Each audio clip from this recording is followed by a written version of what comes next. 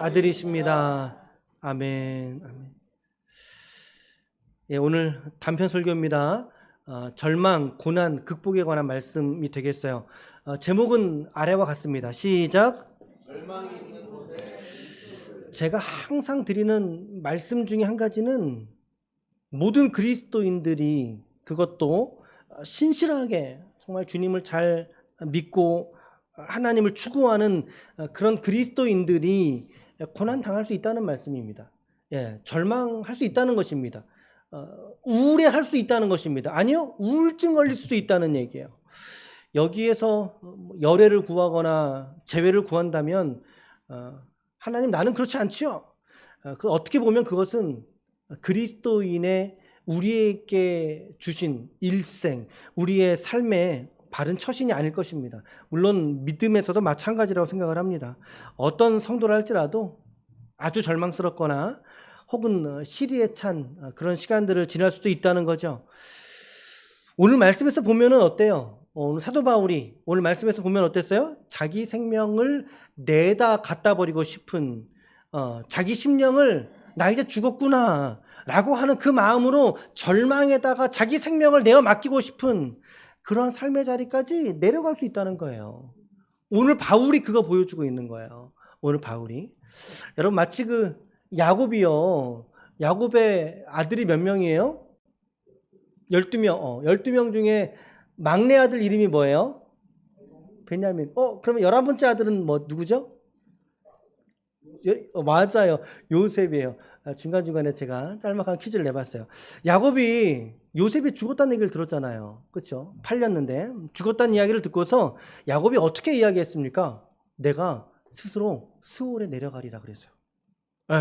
내가 스올에 내려가리라. 스올은 어디를 말하는 거예요? 지옥을 말하는 거죠. 죽음을 말하는 거예요. 다시 말하면 나 죽어버릴래 그 말이에요. 여러분 야곱도 그랬어요. 야곱도 자식을 잃은 슬픔이니까 이거 얼마나 아프겠습니까? 얼마나 고난스럽겠습니까? 이 고난이 야곱에게도 있지 않았습니까? 야곱에게. 그리고 오늘 본문에 바울에게도 있었다는 이야기를 우리는 살펴볼 것이고 더 나아가서 오늘을 살아가는 오늘 여러분들의 인생 가운데 오늘 우리 인생 속에서도 이 고난의 시간을 동일하게 우리 모두 지나갈 수 있다는 말씀을 드리는 것입니다. 어떤 목사님이 이런 이야기를 했어요. 설교하면서 여러분들의 삶에 영적인 기복이 없으리라고 생각하십니까? 제가 늘 기쁨과 은혜와 만족 가운데 제가 살아간다고 여러분들은 생각하십니까? 그러나 천만의 말씀입니다. 저도 때로는 너무나 지쳐버린 나머지 절망해하고 있는 제 자신을 바라보고는 합니다. 그리고 마음속 깊숙이 더럽혀져 있는 저의 죄악 때문에 낙심하기도 합니다. 라고 어떤 목사님이 이야기하시더래요. 어떤 무명의 목사님이에요. 제 얘기가 아니고 어떤 무명의 목사님이. 가장 위대한 설교자인 스펄전은요. 설교 중에 이런 고백을 했다고 하죠. 나는 때로는 너무나 두려운 절망과 깊은 두려움에 빠지곤 합니다. 제발 여러분만은 나와 같은 극심한 상태로 곤두박질을 치는 일이 없기를 바랍니다. 라고 스펄전이 설교했다고 그래요. 어떤 이 무명의 목사님과 같은 혹은 그리고 이 스펄전 같은 그러나 사실은 이들의 고백보다 더 짙은 절망 속에 있었던 인물 오늘 바울의 이야기를 우리가 오늘 함께 볼 것입니다. 8절 말씀에서 바울이 뭐라고 말하고 있나요? 8절 같이 읽어볼까요? 시작. 형제들아 우리가 아시아에서 당한 환난을 너희가 모르기를 원하지 아니하노니 힘에 겹도록 심한 고난을 당하여 살 소망까지 끊어져 버렸다라고 말하고 있습니다. 여기서 사용되는 환난이라고 하는 단어는 그냥 아이고 어려워, 아이고 힘든 애가 아니라요. 마음의 가슴이 짓이겨져서 찢어지는 것을 표현한 단어예요. 이 환난이라고 하는 단어가. 이 환난을 극심한 환난을 경험한 나머지 바울이 뭐라고 말하고 있어요? 고난을 당하여 살 소망까지 끊어졌다라고 말하고 있지 않습니까? 끊어졌다. 그래서 9절 말씀에 보면 자신들이 사형 선고를 받은 줄로 알았다라고 말하고 있습니다. 사형 선고를 받았다. 무슨 말이에요? 인생 종쳤다 이 말이에요. 나 인생 끝난 줄로 알았어. 내 인생 끝났었거든 그때. 그런 이야기를 지금 하고 있는 것입니다. 아시아에서 당한 환난을 지금 이야기하고 있는데 이게 무엇을 말할까요? 아시아에서 당한 환란. 사도행전 19장 말씀에 보면 바울이 에베소에서 전도하다가요, 은장색 우상을 만들었던 이 데메드리오의 고발을 당하게 됩니다. 그래서 그 성에서 맞게 되죠. 돌팔매 당하게 되죠. 그 성에서 고난과 핍박을 당하게 되거든요. 협박당하게 된다라는 거예요. 협박을. 바울이 아마도 이 복음을 전하면서 그가 받았던 그 협박, 지극한 고난들을 말할 수도 있을 것 같아요. 이러한 고난들이 바울에게 있었고요. 또 한 가지, 여러분, 바울은요, 이 죽은 사람을 살린 사람이에요. 맞지요? 죽은 청년을 살렸죠. 누구죠? 누구죠? 누구를 살렸죠? 청년 유두고를 살렸어요, 여러분. 그런데 여러분, 이 바울에게 불치병이 있었던 거 알고 계십니까? 바울에게 불치병이 있어요. 모두가 다 아시는 것처럼 우리 고린도후서 1장 읽었는데요. 12장 본문으로 가면요, 사람의 힘으로 고칠 수 없는, 성경에서는 그의 병명이 무엇인지를 정확하게 말하고 있지는 않아요. 말하지 않아요. 대부분 간질이거나 혹은 안질이거나, 간질이거나 안질이거나, 안질이면 뭐예요? 앞에 안 보는 거예요. 눈에 뵈는 게 없는 거예요. 그 불치의 병 때문에 바울에게 찾아왔던 절망이 있지 않았겠습니까? 그 시리가 있지 않았겠어요? 여러분, 앞을 못 봐요. 그러면 여러분, 시력을 잃는 것보다 인생 가운데 더 심한 상실감이 또 있을 것 같으세요, 여러분? 오죽하면은 우리 옛말에 몸이 천냥이면은 눈이 몇 냥이라 그랬습니까? 몸이 천냥이면 눈이 90냥, 100냥이면 90냥인가? 10냥이면 9냥인가? 여러분, 구할이에요, 구할. 삶을 포기할 만큼의 이 절망과 시리가 오늘 바울 앞에 있었을 것을 우리는 충분히 생각해 볼 수 있다는 거죠. 자, 그래서 이 본문 말씀 8절을요, 세 번역으로 읽어보면 이렇게 돼요. 시작. 형제자매 여러분, 우리가 아시아에서 당한 환난을 여러분이 알기를 바랍니다.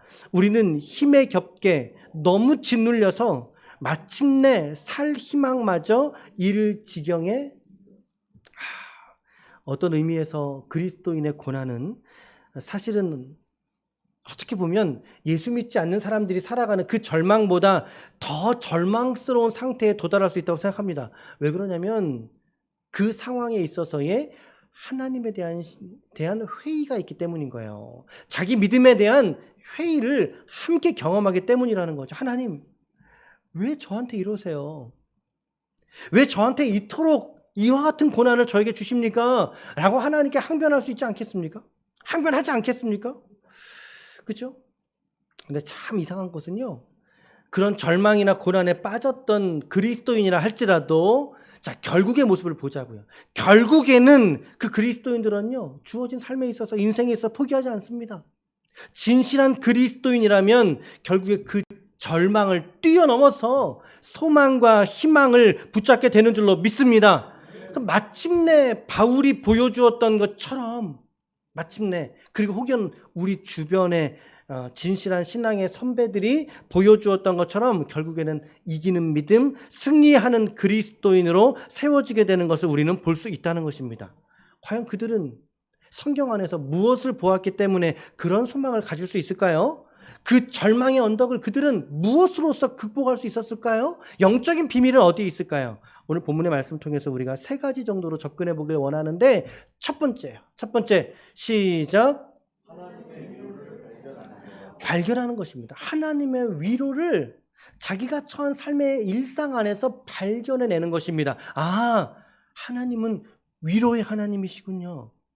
시편 23편 말씀에 보면 내가 사망의 음침한 골짜기로 다닐지라도라고 되어져 있어요. 자, 그 말은 다닌다는 거예요? 다니지 않는다는 거예요? 다닌다는 걸 말하는 거예요. 사망의 음침한 골짜기가 신자 앞에 놓여져 있다라는 거예요. 내가 그 길을 걸어가지만, 그러나 두려워하지 않을 것은 누가 나와 함께 하심이라? 주께서 나와 함께 하심이라. 예, 여러분, 바로 그것이죠. 그 주님께서 어떤 주님이시냐라고 하는 것을 발견하는 것입니다. 오늘 본문 3절은 이렇게 말하고 있어요. 시작. 찬송하리로다. 그는 우리 주 예수 그리스도의 하나님이시요 자비의 아버지이시요 모든 위로의 하나님이시라. 이것이 바로 바울이 절망 가운데 발견했던 하나님의 모습이라는 사실이죠. 하나님을 발견한 거죠. 그 하나님이 그리스도 예수의 하나님이시고 그 하나님이 자비의 하나님이시고 오호라 그 하나님이 위로의 하나님이시구나. 위로의 하나님이시구나. 그런데 그 앞에 두 단어가 딱 있어요. 위로 앞에 있는 단어. 뭐가 있나요? 뭐가 있나요? 모든이란 단어예요. 모든이란 단어. 모든 위로라고 표현하고 있습니다. 모든 위로의 하나님 어떤 의미일까요? 우리의 어떤 상황에서도 위로할 수 있는 하나님이신 줄로 믿습니다. 어떤 상황에서도 우리 인간이 경험할 수 있는 모든 절망에 모든 가능성의 절망에서 우리 하나님은 위로하시는 하나님이신 줄로 믿습니다. 아멘. 그래서 새 번역에서는 온갖 위로를 주시는 하나님이시다라고 말하고 있어요. 우리 인생이 경험하는 온갖 일에 있어서 우리 하나님은 온갖 위로를 하시는 하나님이시다. 오늘 우리는 이 짧은 본문 안에서 여러분 가장 많이 등장하는 단어가 어떤 단어일까요? 말씀을 잘 보면 두 가지의 단어가 교차해서 나타나고 있는 걸 여러분 보셔야 돼요. 교차하고 있어요. 그래 맞아요. 고난이라고 하는 단어 참 많이 등장하고 있죠. 고난, 고생, 환난이라는 단어가 우리 읽은 본문 안에 있습니다. 그러나 그 단어들을 압도하고 있는 단어가 있어요. 그건 바로 위로라고 하는 단어입니다. 위로라고 하는 단어. 자, 얼마나 반복되고 있는지 한번 좀 읽어볼게요. 4절부터 7절까지 읽을 테니까 여러분, 자, 환난은 몇 번 나왔는지, 그리고 위로는 몇 번 나왔는지 세알려 보세요. 같이 읽읍시다. 시작. 우리의 모든 환난 중에서 우리를 위로하사 우리로 하여금 하나님께 받는 위로로서 모든 환난 중에 있는 자들을 능히 위로하게 하시는 이시로다. 그리스도의 고난이 우리에게 넘치는 것 같이 우리가 받는 위로도 그리스도로 말미암아 넘치는도다. 우리가 환난 당하는 것도 너희가 위로와 구원을 받게 하려는 것이요 우리가 위로를 받는 것도 너희가 위로를 받게 하려는 것이니 이 위로가 너희 속에 역사하여 우리가 받는 것 같은 고난을 너희도 견디게 하느니라. 너희를 위한 우리의 소망이 견고함은 너희가 고난에 참여하는 자가 된 것 같이 위로에도 그러할 줄을 알미니라. 자, 보니까 우리 우승미 집사님만 열심히 지금 마킹을 하면서 지금 표기를 했어요. 자, 고난이라는 단어 몇 번 나와요? 몇 번 나와요? 4번 나와요? 정말 4번 나와요? 5번 아니에요? 5번 아니에요? 여러분, 위로라고 하는 단어 몇 번 나와요? 9번 나와요. 거기에 구원이라는 단어가 비슷하니까 플러스 시킨다면 몇 번이에요? 10번 나와요, 10번. 여러분, 성경은 말합니다. 하나님의 위로가 고난보다 더 크시다고. 동의하십니까? 하나님의 구원 역사가 우리의 슬픔보다 더 크시다고 오늘 성경은 우리에게 말씀하고 있다는 거예요. 하나님은 위로의 하나님이시다라고 바울이 반복적으로 강조하면서 말하고 있지 않아요? 참 아이러니하게도 바울은 지금 자기 생명조차 포기할 만큼의 그 상황이에요. 자기 생명조차 포기하고 싶은 살소망이 끊어져서 사형 선고를 받은 상황인데 그 상황에서 바울이 발견한 것은 오호라 하나님은 위로의 하나님이시구나 를 발견한 것입니다. 이것이 고난의 역설이지 않겠습니까, 여러분? 고난 때문에 잠깐 우리 절망할 수 있어요. 시리에 빠질 수 있고 낙심할 수 있어요. 우울에 빠질 수 있어요. 그러나 그 고난 때문에 하나님의 위로를 되려 발견하게 되더라 이거예요. 하나님의 위로를. 바울은 지금 자기 절망 속에 우뚝 서 있는 것입니다. 외치는 것입니다. 주의 자녀들아, 하나님은 위로의 하나님이시니라. 아멘. 이사야 40장 1절 말씀에 하나님이 이사야에게 이렇게 말씀하셨습니다.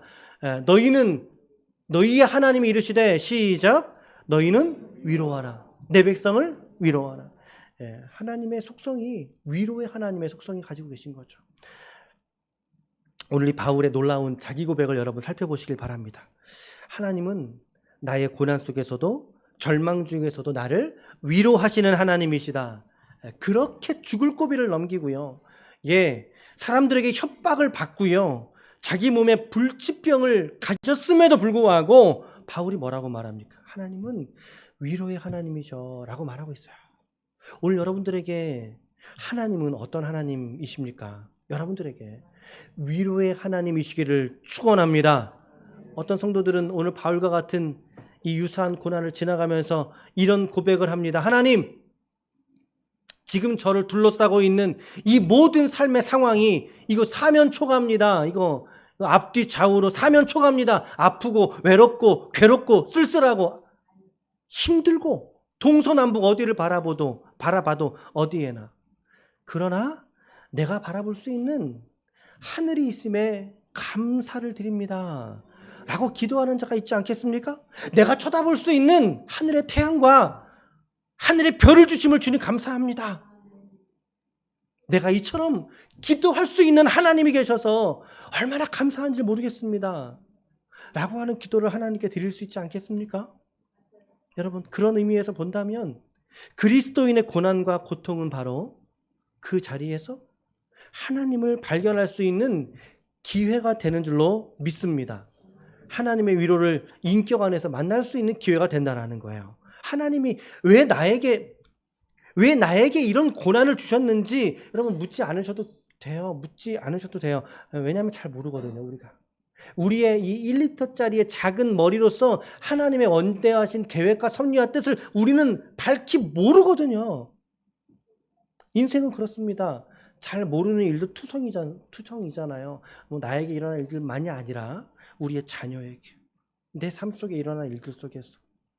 그런데 여러분, 분명한 한 가지 우리가 놓치시면 안 되는 거예요. 이 살소망까지 끊어진 것 같은 이 고난의 막다른 골목에서도 오늘 하나님은 여러분들에게 다가가셔서 오늘 우리를, 그리고 오늘 나를 위로하시는 분이신 줄로 믿습니다. 그 하나님 발견하면 사는 거예요. 절망 중에서 기쁨을 발견하는 거예요. 그렇죠? 우울 중에서도 행복을 찾아가는 거라요. 첫 번째는 뭐였어요? 그래서 첫 번째는 뭐였어요? 위로의 하나님을 발견하는 것이다. 두 번째는 무엇입니까? 두 번째는 무엇입니까? 시작. 그 위로의 하나님을 그래요. 신뢰하는 거예요, 여러분. 그 위로의 하나님을 붙든다고요. 9절 보세요. 9절을 같이 읽습니다. 시작. 우리는 우리 자신이 사형 선고를 받은 줄 알았으니 이는 우리로 자기를 의지하지 말고 오직 죽은 자를 다시 살리시는,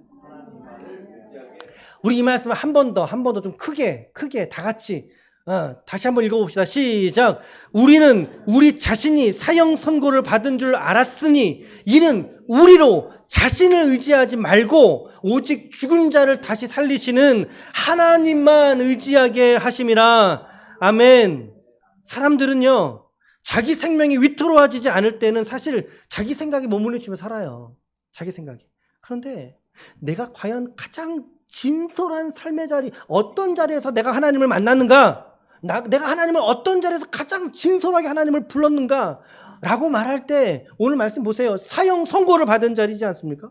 절망하던 자리 아닙니까? 그 시간 그 자리에서 엎드려서 하나님께 엎드릴 때 눈물로 나의 생애의 간구를 주님만 붙들고 나아갈 때, 예수 그리스도의 치맛자락을 붙들고 하나님을 의지하며 나아갈 때, 그때가 바로 성도가 가장 순수한 마음으로 하나님을 바라보게 되는 그 시간 아니겠냐는 거예요. 동의하십니까? 그 시간 아니겠냐는 거예요. 여러분, 그 시간 속에서 주님 붙드는 사람, 엎어졌을 때 주님 바라보는 사람, 나에게 고난이 다가왔을 때 주님의 이름을 부르는 사람, 그때 가면 그 성도에게 어떤 일이 일어나는지 아세요? 고린도후서 12장 10절의 역사가 일어나는 거예요. 시작. 그러므로 내가 그리스도를 위하여 약한 것과 궁핍과 박해와 곤고를 기뻐하노니 이는, 다시 한번, 이는 내가 약한 그때의 강함이라. 내가 약한 그때가 돌아봤더니 가장 강한 시절이었다 라는 고백을 그 성도가 누리는 거 아니겠어요? 내 자신이 무기력하고요, 무능력하고 이 고난을 비껴갈 수 없는 무능한 존재라는 사실을 내 안에서 내가 발견하게 될 때 비로소 우리는 그 안에서 엎드려지는 것입니다. 오호라 나의 힘이 되신 여호와여, 내가 주님을 사랑합니다. 나의 하나님 되신 하나님, 나를 붙드시고 나를 고치시고 나를 살리시고 나를 위로하시고 나에게 생명으로 충만하게 하여 주옵소서. 그 힘 되시고 능력 되시는 하나님을 신뢰하게 된다는 거예요. 내가 약할 때, 내 마음이, 내 몸이, 내 가정이 약할 때, 그러나 오히려 고백할 수 있는 것이죠. 오히려 내가 그때가 강한 거야. 네가 그때가 강한 자야. 라고 고백할 수 있다는 거예요. 여러분, 이 말씀을 오늘 하나님께서 여러분들에게 들리시는 말씀으로 받을 수 있기를 축복합니다. 우리가 지금 예레미야서 묵상하고 있어요. 그렇죠? 예레미야서. 예레미야는 결혼을 금지당했어요. 아세요? 결혼 금지당했고, 결혼 금지당했으니까 아내가 있겠어요? 없지요. 아내가 없으니까 아이들이 있겠어요? 당연히 없지요. 주변 사람들이 예레미야를 통해서 뭐라고 말씀하는지 아세요? 오늘 매일 성경 본문을 여러분들 묵상하시면 아실 거예요. 너 조용히 해. 입 닫어. 한 번만 더 하나님의 이름으로 예언했다가 너 죽여버릴 거야. 여러분, 그보다 더 절망스러운 시간이 어디 있겠어요, 예레미야에게. 아니, 아내도 없고 자식도 없고 사면에 온통 자기를 핍박하고 죽이려고 협박하는 사람들에게 조롱거리가 되고, 거짓 예언자들은 야, 제 말 믿지 마, 저 거짓말이야, 우리 민족 멸망하지 않는다니까, 거짓말이야, 조롱거리가 되고. 그러나 여러분, 그 절망 중에 있었던 예레미야를 하나님 놓지 않으시잖아요. 하나님 붙들고 끝까지 당신의 종으로 쓰시잖아요. 예레미야가 아니라 엘리야를 한번 생각해 보세요. 엘리야를 생각해 보세요. 그가 열왕기상 19장 말씀에 가면요, 바알의 선지자, 우상 숭배자 몇 명? 짤막한 퀴즈. 몇 명? 850명. 유명한 사건이죠. 850대 1입니다. 우상 숭배자 850명, 여호와의 예언자 엘리야 1명, 850대 1. 이 어마어마한 이 배수의 영적 전쟁에서 그가 승리합니다. 그가 승리하죠. 승리한 나머지 탈진하게 됩니다. 큰 승리 뒤에는 탈진이 오는 거, 탈진하게 됩니다. 죽기 직전까지 떨어지죠. 그래서 로뎀나무 아래로 숨어 들어가서 하나님, 저 좀 죽여주세요 라고 절망하지 않습니까? 기도합니다. 죽음 직전에 엘리야를 누가 살리셨습니까? 하나님이 살리지 않으셨습니까? 하나님의 천사가 엘리야에게 와서 구운 떡과 물 한 병을 주면서 그를 격려하십니다. 격려하시고 그를 일으키십니다. 새 힘을 주시죠. 살아갈 힘을 주셨다고요. 다시 일어나잖아요. 일어나서 엘리사를 발견하게 되는 것입니다. 영적인 계승이 일어나게 되는 거예요. 여러분, 예레미야 이야기나 엘리야의 이야기나 오늘 설교자가 하고 싶은 이야기는 이겁니다. 끝까지 하나님을 신뢰하자는 것입니다. 동의하십니까? 동의하십니까? 우리의 삶에 어떠한 것 상관없이 하나님을 끝까지 신뢰할 수 있기를 축복합니다.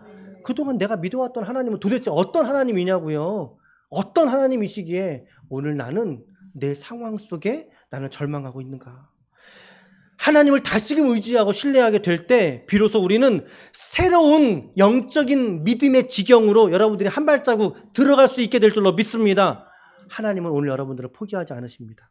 나를 포기하지 않으십니다. 우리가 너무나 애독하는 말씀이죠. 로마서 8장 38절 말씀 마지막 절이에요. 시작. 높음이나 깊음이나 다른 어떤 피조물이라도 우리를 우리 주 그리스도 예수 안에 있는 하나님의 사랑에서 끊을 수 없으리라. 아멘, 아멘, 아멘. 이 하나님을 붙들 때 비로소 여러분 생명이 있는 것입니다. 이 하나님 붙들 때 나를 살리시는 하나님, 그리고 나를 위로하시는 하나님을 신뢰하십시오. 신뢰하십시오. 그 하나님을 끝까지 붙들 수 있기를 축원합니다. 마지막 세 번째는요. 세 번째는 위로의 하나님을 위로의 하나님을 전하는 사명을 붙들자는 거야. 사명을 붙들 때 그 사명을 전하다 보면 어느새 내가 사명 가운데 일어나게 있는 모습을 보게 되는 거예요. 사명을 전할 때 내게 일하신 그 주님을 말하고 다닐 때 오늘 내 안에 생명이 넘치게 된다는 거예요. 자, 이 고난의 궁극적인 목적을 바울은 무엇이라고 말하냐면요. 자, 4절 말씀 다시 읽어볼게요. 그러면 이제 4절 시작. 우리의 모든 환난 중에서 우리를 위로하사 우리로 하여금 하나님께 받는 위로로서 모든 환난 중에 있는 자들을, 그렇죠. 예, 우리를 위로하시는 하나님의 목적이 뭔가 상처받은 치유자를 통해서 또 다른 상처받은 자들을 위로하게 하시는 그 하나님의 목적이 있다는 사실이에요. 여러분들에게 고난이 있고 때로는 절망이 다가올 때 그 절망 주신 이유가 뭔가, 그 절망, 나와 같은 절망 속에 있던 자를 일으키기 위해서라는 거죠. 우리를 위로하사. 첫 번째 과정이죠. 그 위로를 통해서 모든 환난 중에 있는 자들을 능히 위로하기 위해서라고 성경이 말하고 있습니다. 6절도 다시 읽어볼게요. 6절 다시 볼게요. 시작.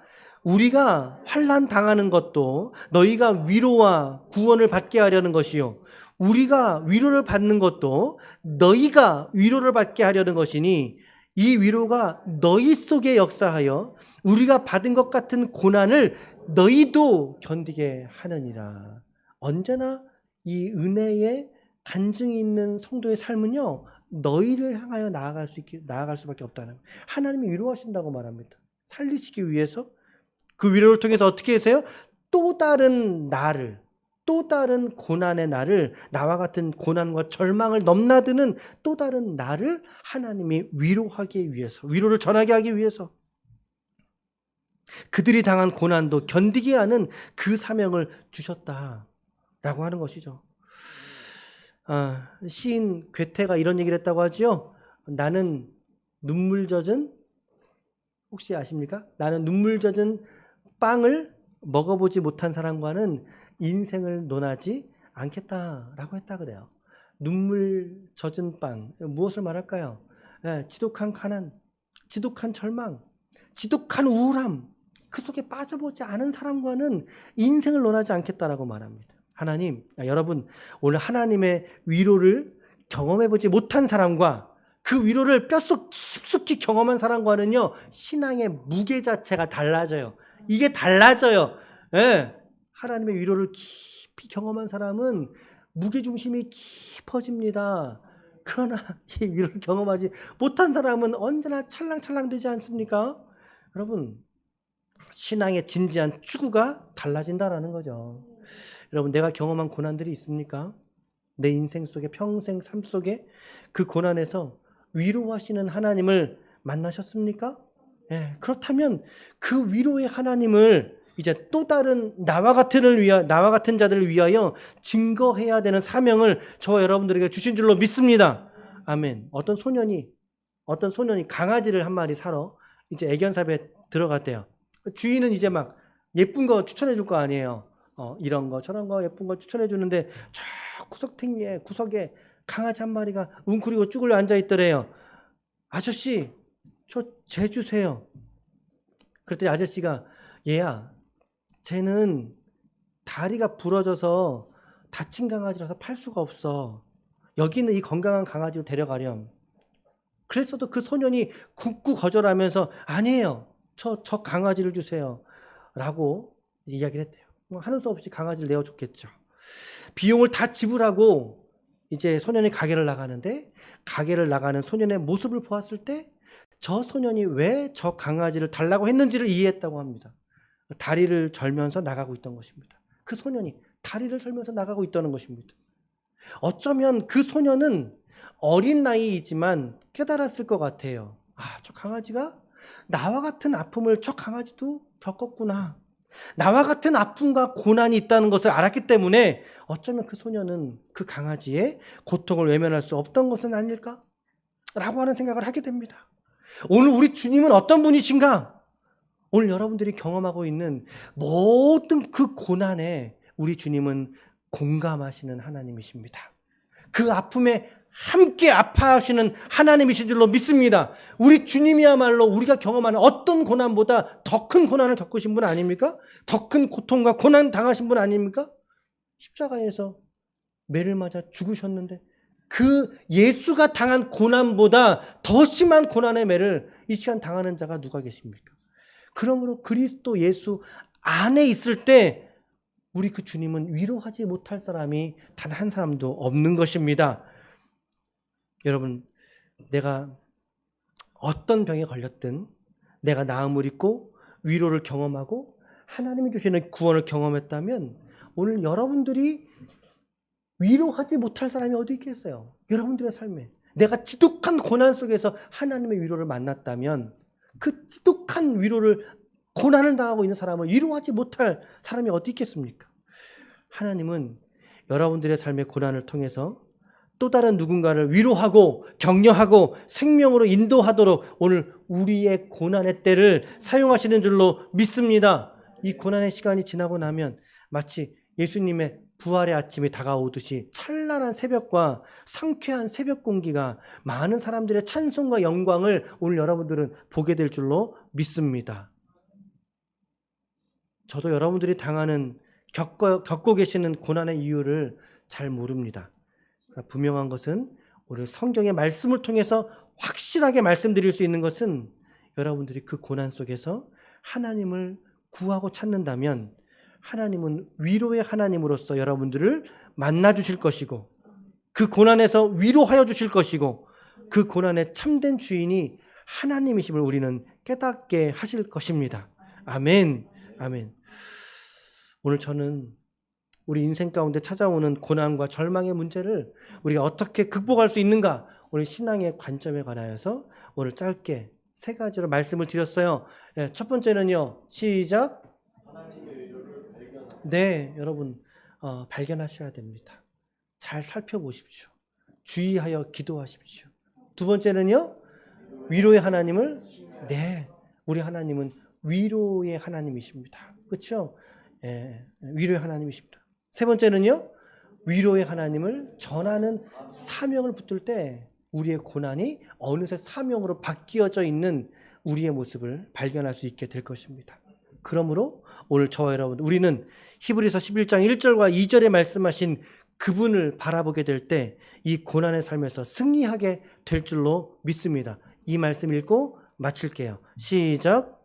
그러므로 우리에게 구름같이 둘러싼 허다한 증인들이 있으니 모든 무거운 것과 얽매이기 쉬운 죄를 벗어버리고 인내로써 우리 앞에 당한 경주를 하며 믿음의 주요 또 온전하게 하시는 이인 예수를 바라보자.